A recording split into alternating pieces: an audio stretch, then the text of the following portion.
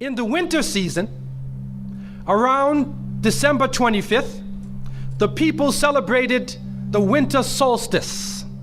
And so the winter solstice would come about somewhere from December 21st all the way to around January 6th or so. And so the people of the North would celebrate different holidays, have different occasions based upon the winter solstice. In the wintertime, there is a period where there is no light. You are literally in darkness 24 hours of the day. And this stretches for a period of time. Now, could you imagine if you're living in Alaska or living in Canada or living in Norway and you don't have central heating and the cold is outside, it's darkness around you. People are dying from disease. It's a terrible time, and every family would probably lose somebody, or they would know of somebody dying from the cold and disease during that season. This is the winter solstice. And so when the sun starts to come out, the people now are looking at the sun as a life-giving force. And so during that time, a number of ceremonies were held in northern countries. In the far north was the Feast of the 12 Nights, which stretched from December 25th to January 6th. Also in ancient Greece, there was the Bacchanalia, which was held for their god Bacchus, the god of wine and sport and play. The Romans had the Saturnalia for their god Saturn, their main sun god Saturn.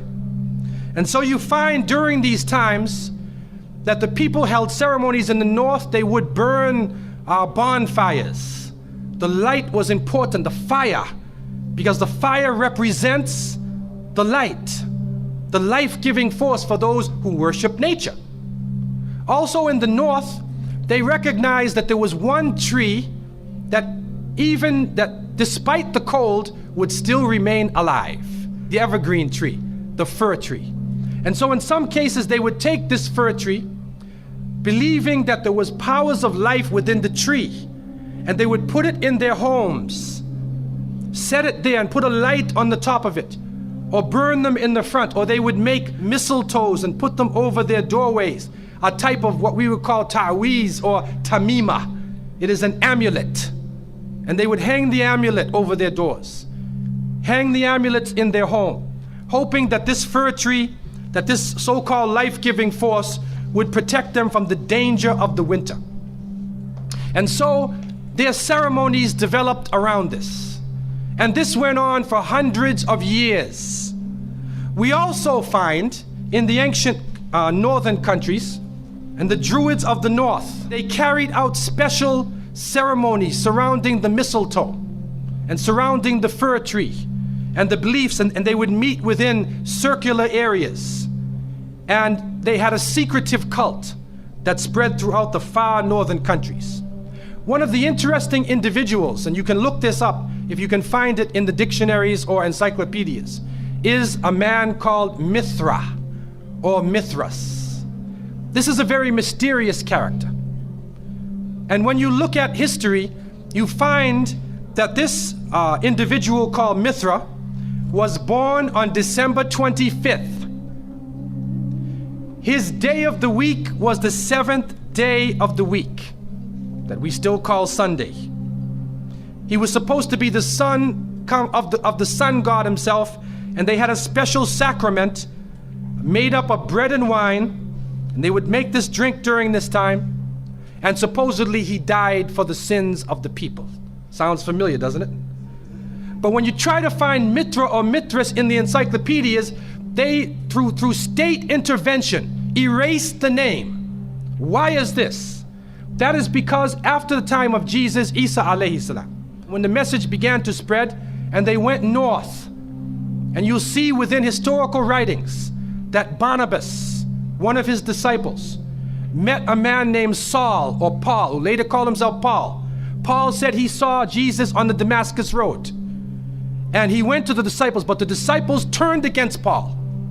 Only Barnabas stayed with him. But when Paul and Barnabas went into Greece, Barnabas left him. Now, what is the reason why they all left him? What are the concepts coming through Paul?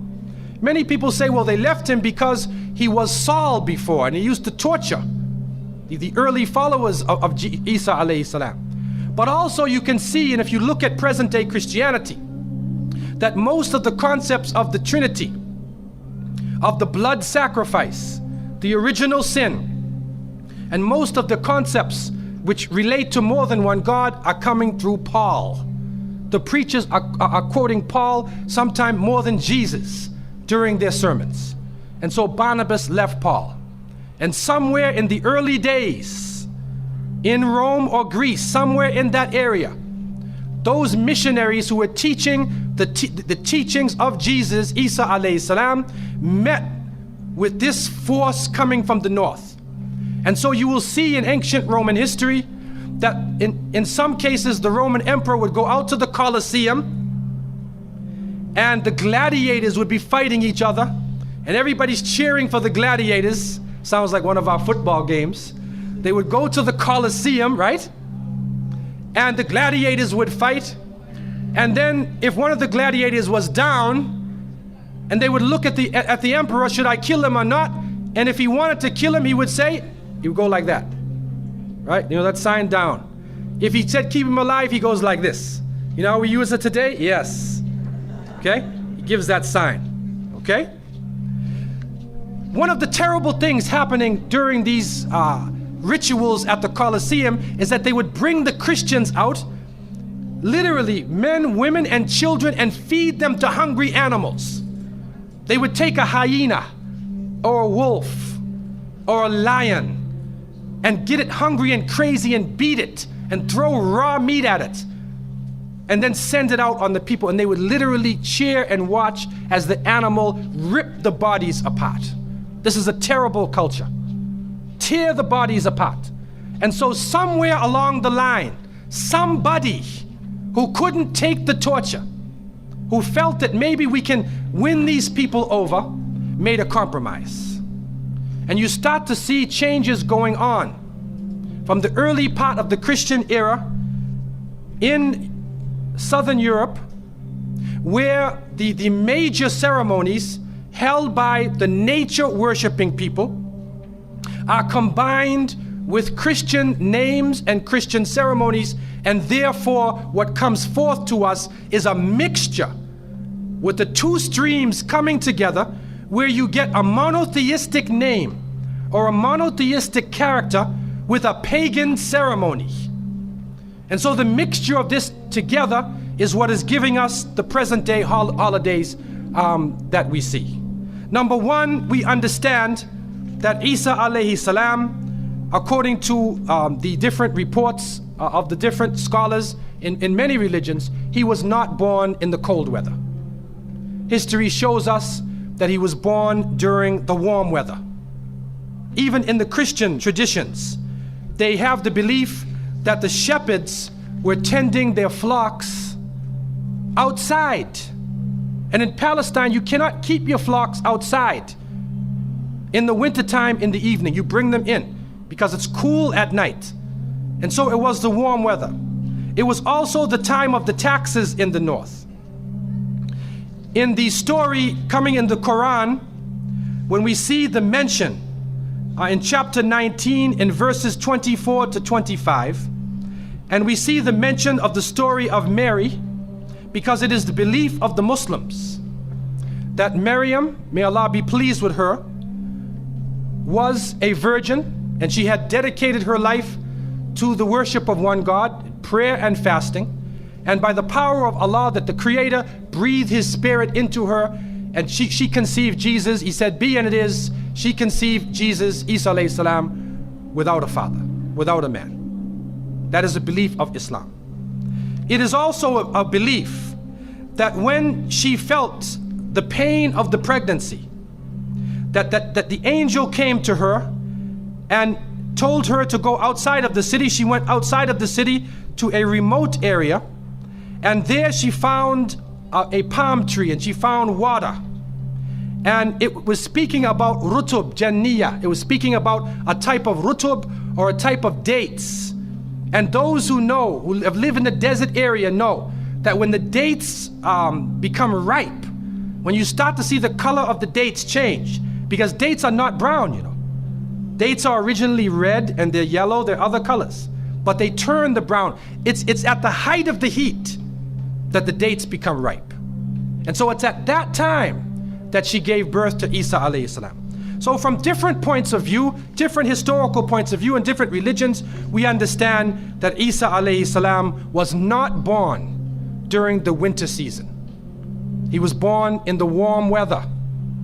So who was it that was born in the winter season? What is that? Who is that character now?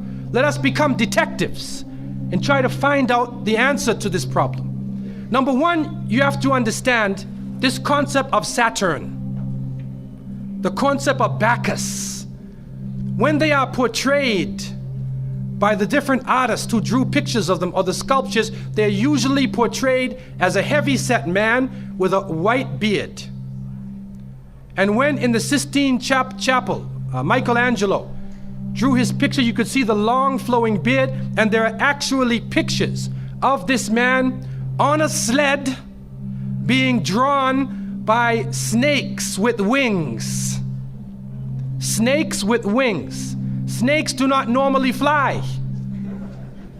But in this case, the snakes have wings, and the heavy-set man is on his sled being drawn by these flying animals. Sound familiar to you now, doesn't it?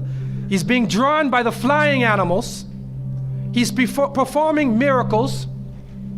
He's coming out on December 25th, which is not the birthday of Isa alayhi salam, has nothing to do with Christianity. It is the time of the Bacchanalia and the Saturnalia, and he is representing riotous fun, drunken revelry. And so what happens on Christmas, the Christmas season, especially in America, people today are not even thinking about Isa alayhi salam. They're not even thinking about Jesus. They're looking how they can get drunk. On Christmas, what is going on? In the Caribbean and many parts, if they offer you a Christmas pudding or Christmas pie or Christmas drink, watch out. Because it's probably laced with rum or wine. That's the spirit of the season. Now, this riotous occasion that was going on went so far that the Christian church banned it.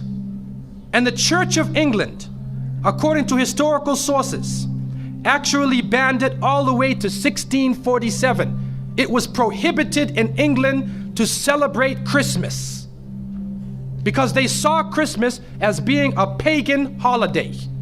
This is an official position taken by the Christian church, the Church of England, who were known at that time as Puritans. What happened was an individual was superimposed. A name was superimposed. We hear about the name of Saint Nicholas.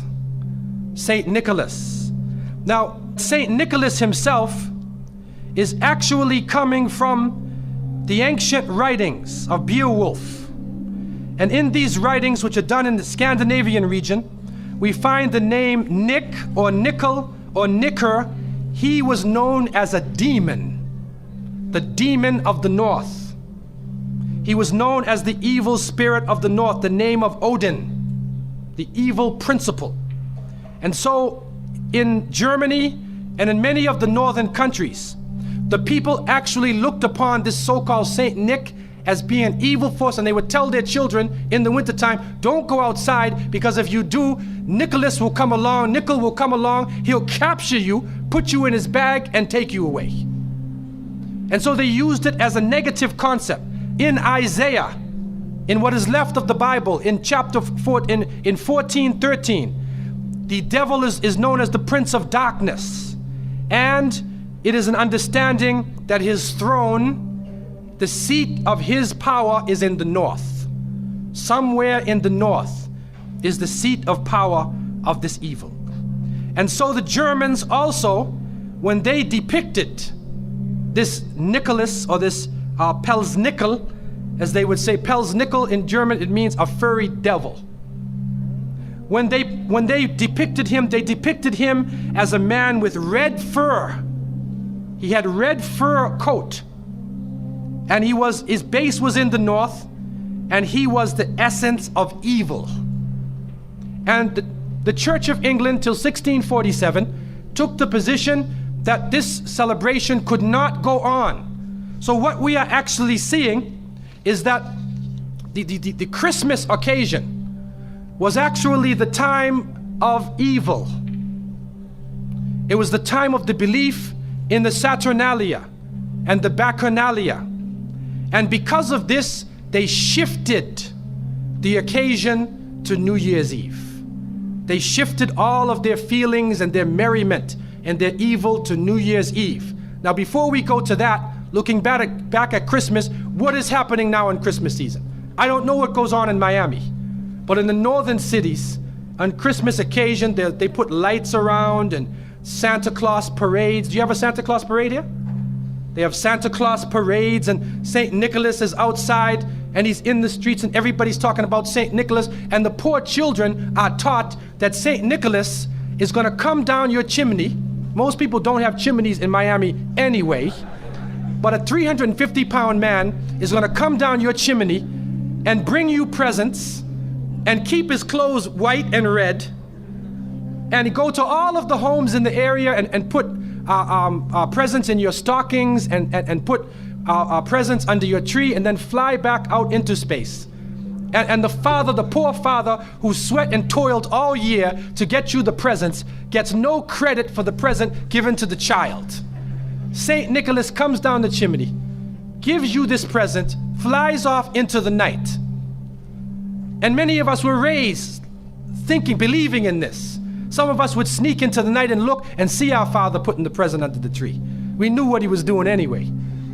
But you went along with it, and the people say, well, you know, it's Christmas. Don't you like to have fun? You want to stop the children from having fun? What kind of people are you? But what are you teaching the children? You are using the name of Jesus, using the name of Isa alayhi salam, and you are using a figure who historically is the devil. The devil himself, wal-iyadhu billah. They are using his figure, and he has now taken over the Christmas season. Christmas now to most people means materialism. You have to buy presents for your cousins and your friends, and you got to buy about 34 presents. And you find that most American people are in debt for 6 months after Christmas. Now, where is Jesus? You get drunk, you fight, you lose all your money, the stores raise their prices. Isa alayhi salam is described as a very humble person. Most of the time he didn't wear shoes, only 1 or 2 changes of clothing. A very simple person, eating very simple food, fasting most of the time. You see what is going on? There are 2 streams now, a stream of polytheism, a stream of monotheism, and now the polytheism, the materialism, is overtaking the monotheism and standing in the way and taking over our society. And some foolish Muslims coming along from outside of in their country say, well, I just want to be an American. I want a tree too. So I said, one of the brothers said he had a Christmas tree in his house. He came for. I said, brother, do you know what the tree stands for? He said, no. Okay, I'll get a palm tree with dates. I'll make it halal, a halal Christmas tree. But brother, you have to understand what it means. You have to understand what it means. Number one, the Prophet ﷺ, when he spoke about, he talked about ar-ruqya, wa tama'im, wa tiwala. He said all of these things are shirk. That if you hang amulets thinking that this ta'weez or this amulet is going to protect you from something, then you are actually giving power to the creation of Allah and taking it away from the Creator. If you think that by making some spells, going to a magician and asking them to put a spell on someone, you want to get married, so you go to the Sahir and say, put a spell on Ali, I want to marry him. Put a spell on Zainab. What kind of marriage are you going to have if you go to the magician? And so the Prophet, peace be upon him, named all of these things, the superstitions, the amulets, all of these type of things are the other stream which goes away from monotheism, from the belief in one God, and takes you into another religion.